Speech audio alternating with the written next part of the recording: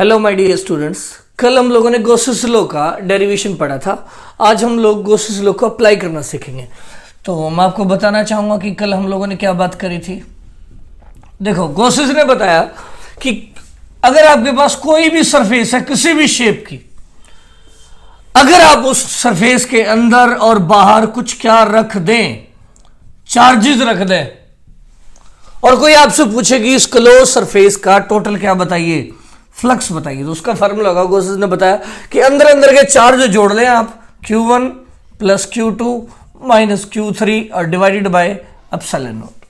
तो अगर हम स्टेटमेंट बोलना चाहें तो हम ये कह सकते हैं, according to Gauss's law total flux of any arbitrary closed surface, any arbitrary closed surface is equal to total charge inside the surface divided by epsilon naught।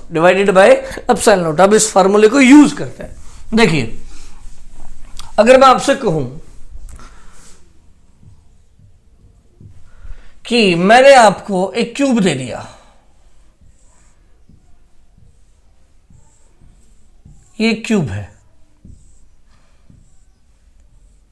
Cube के सेंटर पे क्यू चार्ज रखा हुआ है। Simple सी problem है, cube है और cube के centre पे क्यू चार्ज रखा हुआ है। पहला क्वेश्चन मेरा ये है, फ्लक्स बताइए क्यूब में से पास होने वाला। अगर इस पूरे क्यूब का फ्लक्स लिखना है तो अंदर का चार्ज देखिए क्यू है, डिवाइडेड बाय क्या करिए, एप्सिलॉन नॉट। दूसरा सवाल, मैंने कहा फ्लक्स बताइए एक प्लेन का। तो यहां समझिए, इस क्यू चार्ज का फ्लक्स जितना इस ऊपर वाले प्लेन में से जा रहा है उतना ही नीचे वाले में से जा रहा है, जितना राइट वाले प्लेन में से जा रहा है उतना ही लेफ्ट वाले प्लेन में से जा रहा है, और जितना इस आगे वाले प्लेन में से जाएगा उतना ही पीछे वाले प्लेन में से जाएगा। तो हम कह सकते हैं कि ये जो टोटल फ्लक्स है इस चार्ज का, वो 6 की 6 फेस में से बराबर जा रहा है। तो 6 की फेस सारी फेस में से बराबर जा रहा है, और हमसे पूछा गया है एक फेस का फ्लक्स। तो हम कह सकते हैं 6 फेस में से कितना जा रहा है, हमसे एक प्लेन का पूछा गया है, तो हम क्या कहेंगे, देखिए 6 प्लेन में से कितना फ्लक्स जा रहा है, 6 प्लेन में से जा रहा है Q बाय एप्सिलॉन नॉट। तो एक प्लेन में से कितना जाएगा, एक प्लेन में से जाएगा Q बाय 6 एप्सिलॉन नॉट। तो अगर आपसे कोई पूछे कि एक प्लेन का फ्लक्स बताइए तो Q बाय 6 एप्सिलॉन नॉट। कई बार ऐसा भी कर दिया जाता है, सवाल यही होता है लेकिन बोलने का तरीका अलग हो जाता है। जैसे आपसे कह दिया जाएगा कि ये प्लेन है और इस प्लेन से ये साइड A है और ये भी A है, और A/2 ऊंचाई पर एक Q चार्ज रख दिया गया है, और इस प्लेन का फ्लक्स बताइए। तो अगर हमें इस प्लेन का फ्लक्स बताना है तो हम क्या करेंगे, देखिए A और ये A और A/2 ऊंचाई पर हमने चार्ज रख दिया और हमें इस प्लेन का फ्लक्स बताना है। तो हम इमेजिन कर लेंगे, यहां क्यूब को इमेजिन कर लेंगे। तो देखिए, अगर हम क्यूब इमेजिन करेंगे तो वही सिचुएशन बन जाएगी जो भी थी। इन 6 ये बिल्कुल सेंटर में आ जाएगा, और ये 6 की 6 फेस में से बराबर जाएगा, और 6 फेस में से कितना फ्लक्स बनेगा, Q बाय एप्सिलॉन नॉट। तो एक फेस में से कितना होगा, हमें तो एक का ही बताना था, तो एक में फेस में से फ्लक्स होगा Q बाय 6 एप्सिलॉन नॉट। ठीक है, कुछ और देखते हैं। देखिए, इसी क्वेश्चन में मैंने आपसे कहा कि ये क्यूब है,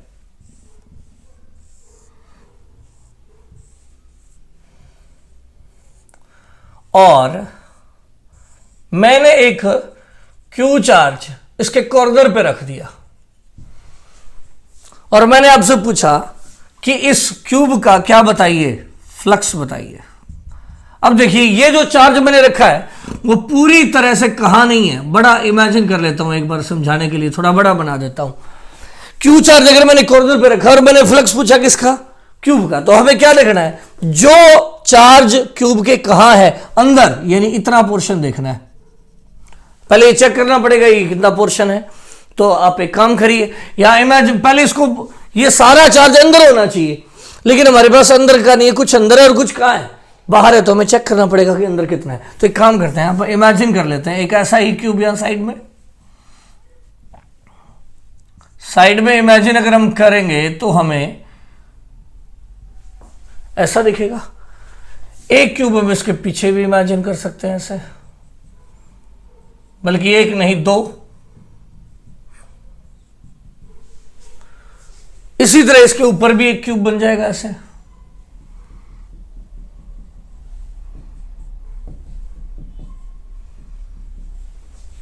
इस चार्ज का फ्लक्स इनमें जाएगा सब में, इधर भी,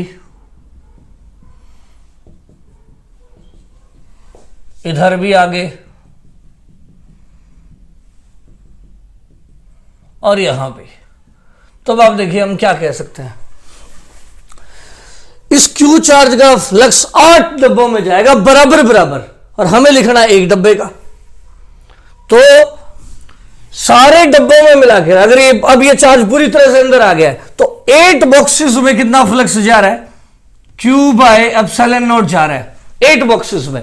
तो अगर कोई हमसे पूछे एक बॉक्स में से कितना जा रहा है, तो एक बॉक्स में होगा 8 by Q by 8 epsilon naught. तो आंसर होगा Q divided by 8 epsilon not.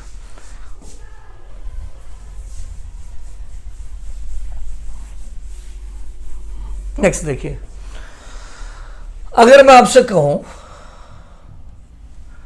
कि ये एक हेमिस्फीयर है और इसके सेंटर पे यहां क्यू चार्ज रख दिया, तो इस हेमिस्फीयर का क्या बताइए, फ्लक्स बताइए। तो हम क्या करेंगे, या नीचे एक ऐसा ही हेमिस्फीयर इमेजिन कर लेंगे। अब क्या कहेंगे, इसमें और इसमें दोनों में मिला के कितना फ्लक्स जा रहा है, इन दोनों सफियर को अगर मैं मिला लूं तो क्यू बाय एप्सिलॉन नॉट का फ्लक्स जा रहा है, लेकिन मुझे दोनों सफियर का नहीं बताना, मुझे ऊपर ऊपर वाले का बताना है। तो एक का कितना होगा, Q by 2 epsilon naught is the flux of hemisphere, flux of hemisphere.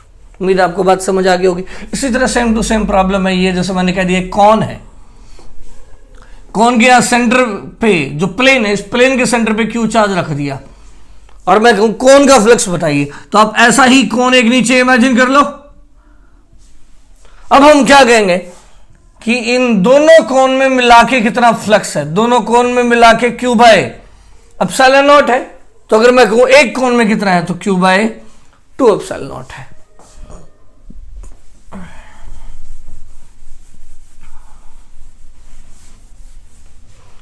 अब हम करेंगे एप्लीकेशंस ऑफ गॉसेस लॉ।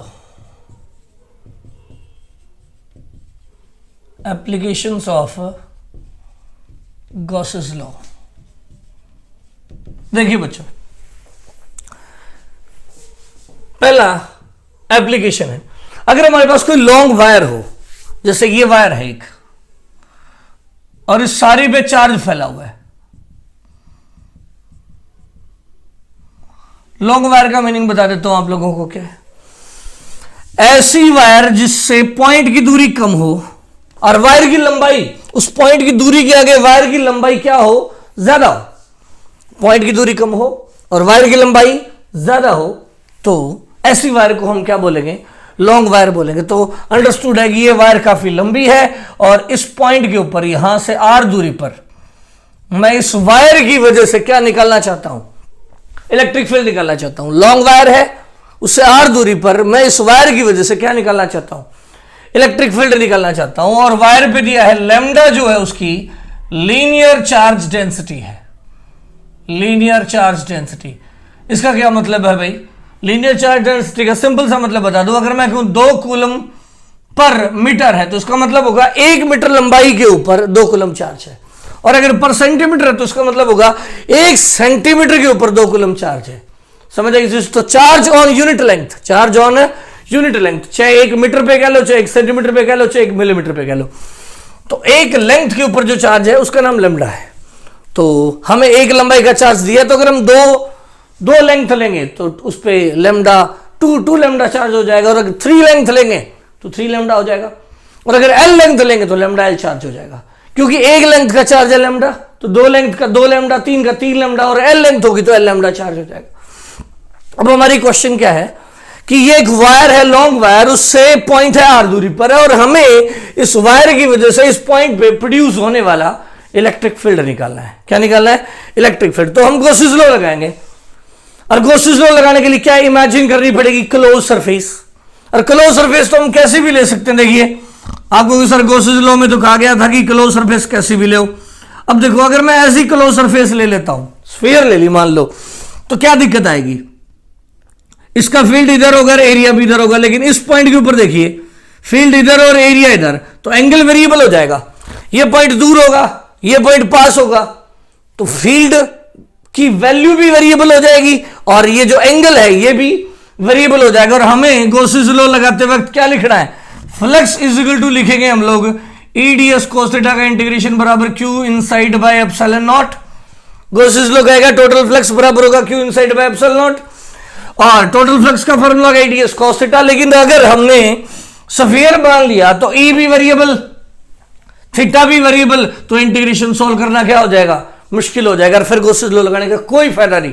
अगर हमारा ये इंटीग्रेशन कॉम्प्लिकेटेड हो जाए तो गॉसेस लॉ लगाने का कोई फायदा नहीं है, फिर तो हम नॉर्मल कूलम्स लॉ से ही प्रॉब्लम को सॉल्व कर सकते हैं। तो इसलिए हम ये कोशिश करेंगे कि ऐसी सरफेस ले ताकि ये जो इंटीग्रेशन है वो इजी हो जाए। और ये इजी करना है तो आप यहां एक सिलेंडर ले लें। देखिए सिलेंडर लेने का क्या फायदा होगा, क्लियरली दिख रहा है हमें कि ई बाहर होगा और इसके ऊपर जो एरिया वेक्टर लेंगे वो भी सीधा बाहर ही होगा, तो दोनों में एंगल क्या हो जाएगा, जीरो। और सिलेंडर लेने से हर पॉइंट की दूरी भी क्या होगी, सेम होगी। वायर से सिलेंडर की हर पॉइंट की दूरी क्या होगी, सेम होगी। सेम होने से ई कांस्टेंट हो जाएगा।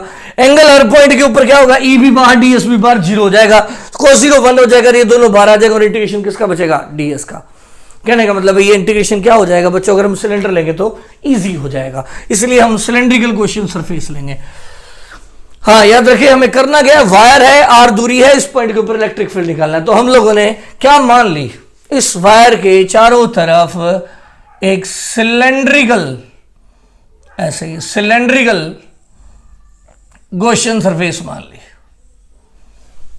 लेंथ हमारी मर्जी, हम कितनी कहते हैं, हमने इसको एल कह दिया, ठीक है। रेडियस इसकी आर है। अब बताइए गॉसेस लॉ के हिसाब से टोटल फ्लक्स किसके बराबर होगा, total flux is equal to होगा, हम इसमें ध्यान से देखें तो हमें 3 एरिया दिखाई देंगे।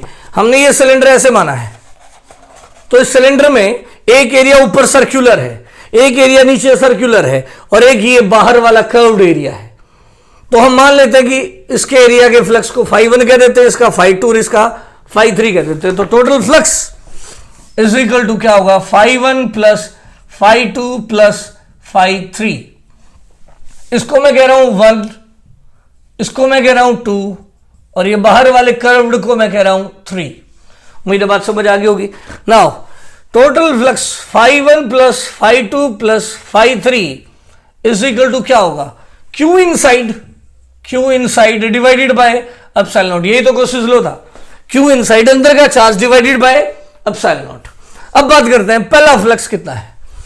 ये जो एरिया है, यहां जो E होगा वो होगा हॉरिजॉन्टल और एरिया होगा ऊपर, और मैंने कल ही बताया था E हॉरिजॉन्टल होगा और A ऊपर होगा, तो फ्लक्स कितना हो जाएगा बच्चों, E वेक्टर में और A वेक्टर में जो एंगल है वो 90 हो जाएगा, तो फ्लक्स क्या हो जाएगा, 0। या यूं सोच ले भाई, इस एरिया के लाइनें क्या है, पैरेलल है।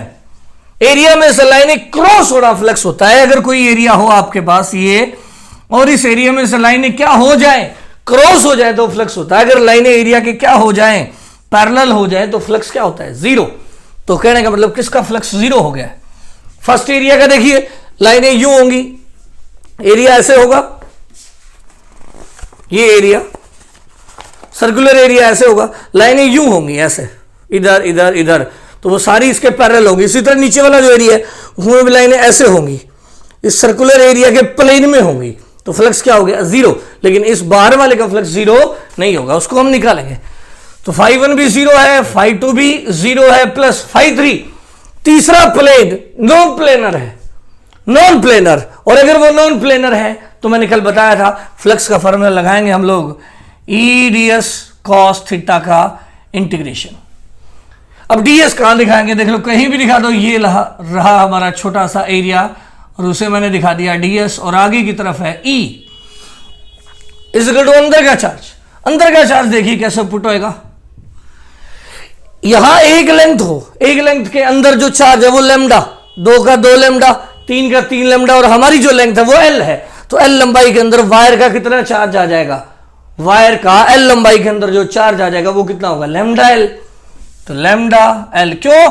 एक लंबाई का बच्चों लैम्डा है, बताया हुआ क्वेश्चन में, 2 का 2 लैम्डा, 3 का 3 लैम्डा, तो एल लंबाई है, एल लंबाई का हो जाएगा lambda L divided by epsilon naught. अब देखिए ई मैंने अभी भी बताया, ये जो सिलेंडर है यहां सेंटर में वायर है, वायर जो बिल्कुल सेंटर में है, तो वायर से सिलेंडर के हर पॉइंट की दूरी, ये जो बाउंड सरफेस है एरिया, इसकी वायर के हर पॉइंट से दूरी क्या है? सेम है। और अगर सेम है तो हम लोग क्या कह सकते हैं? ई क्या हो गया? कांस्टेंट बाहर आ गया। एंगल कितना है? ई भी बाहर है और डीएस भी बाहर है। और गजब बात यह कि ई और डीएस एक पॉइंट पे जीरो नहीं है, हर पॉइंट पे। इस पॉइंट के ऊपर अगर आप देखोगे ई बाहर होगा, डीएस भी बाहर होगा। इस पॉइंट पे ई भी बाहर होगा, डीएस भी। इस पॉइंट पे ई मेरी तरफ होगा, डीएस भी मेरी तरफ होगा। तो हर पॉइंट पे ई और डीएस में एंगल बच्चों कितना होगा? जीरो। तो ई बाहर आ गया, इंटीग्रेशन बचा डीएस का, और कोस ऑफ हो गया जीरो इज इक्वल टू है lambda L divided by epsilon naught. This implies that E cos 0 1 हो गया, इंटीग्रेशन बचा डीएस का is equal to lambda L divided by epsilon naught. सवाल उठता है कि सर डीएस का इंटीग्रेशन क्या होगा? मैंने अभी भी बताया, देखिए ये एरिया यहां DS DS DS DS DS इस एक के ऊपर माने गए थे। डीएस हर छोटा छोटा पार्ट इसके ऊपर माना गया था। तो अगर डीएस डीएस को जोड़ेंगे तो बाहर वाला एरिया बनेगा। ये एरिया कितना है? ये रेडियस आर है, तो ये बाउंड्री होगी 2 पाई आर। ये खोल देता हूं मैं, तो ये बाउंड्री कितनी हो गई? 2 पाई आर। और ये जो लेंथ है वो है एल, तो ये पूरा एरिया बनेगा 2 पाई आर इंटू एल। तो बाहर वाला एरिया बच्चों कितना है? 2 पाई आर इंटू एल। और ये आप याद भी कर सकते हो, वैसे भी आपको याद होता है सिलेंडर का जो बाहर वाला एरिया होता है, अगर आर रेडियस है, आर रेडियस और लेंथ एल है, तो जो बाहर का एरिया है वो कितना होता है? 2 pi r L is equal to lambda L by epsilon naught. तो एल से एल कैंसिल हो गया, देयरफॉर ई कितना आ गया? देखिए, therefore E is equal to हो जाएगा लैम्डा अपॉन में 2 pi r epsilon naught. That is you can write 2 से ऊपर मल्टीप्लाई कर दें और 2 से नीचे डिवाइड कर दें, तो बन जाएगा formula 2 lambda divided by 4 pi epsilon naught R, और 1 बाय 4 पाई एप्सिलॉन नॉट को हम लिखेंगे के, तो बन जाएगा answer E is equal to 2 के लैम्डा बाय आर। इस प्रकार हम कम इंटीग्रेशन करके लॉन्ग वायर का क्या निकाल सकते हैं?